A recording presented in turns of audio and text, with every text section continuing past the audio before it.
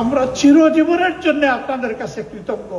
মহান রবের কাছে, প্রভুর কাছে দোয়া করি, এই জগতে আপনারা এই মজলুমদেরকে যেভাবে আশ্রয় দিয়েছেন, আল্লাহ যেন তার জান্নাতের কুলে আপনাদেরকে আশ্রয় দেন।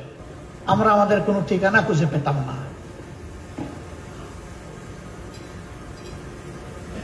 সেই সময়টা আপনারা আমাদেরকে আশ্রয় দিয়েছেন। আমাকে একবার রিমান্ডে জিজ্ঞেস করা হলো যে আপনার সর্বশেষ অ্যাড্রেসটা কি একটু বলবেন। আমি বললাম কোনটা বলবো? বলে যে কোনটা মানে? বলে আমার তো শত শত অ্যাড্রেস।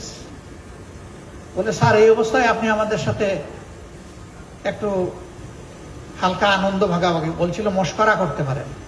আমি বলছিলাম নো, আমি মস্করা করছি না, দিস ইজ রিয়েলিটি। বলছিল আপনি কি একটু বুঝিয়ে বলবেন আপনি কিভাবে শত শত বাড়ির এবং ঠিকানার মালিক?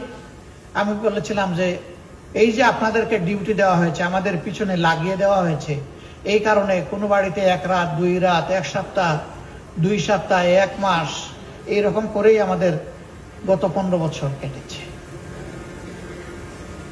এখন কোনটা বলবো? বলে যে আপনারা প্রেজেন্ট অ্যাড্রেস আমাদের লাগবে না। That was reality.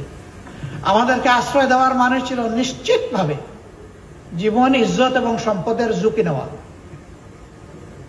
আমাদেরকে ধরতে গিয়ে আশ্রয়দাতাকে ধরেছে, আমাদেরকে ছেড়ে দিয়েছে, কিন্তু জাল মিটিয়েছে আশ্রয়দাতার উপর।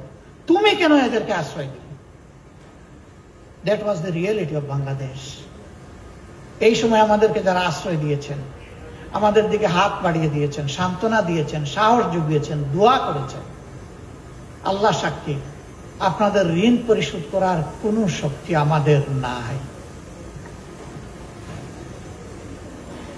আমরা চিরজীবনের জন্য আপনাদের কাছে কৃতজ্ঞ। মহান রবের কাছে, প্রভুর কাছে দোয়া করি, এই জগতে আপনারা এই মজলুমদেরকে যেভাবে আশ্রয় দিয়েছেন, আল্লাহ যেন তার জান্নাতের কুলে আপনাদেরকে আশ্রয় দেন।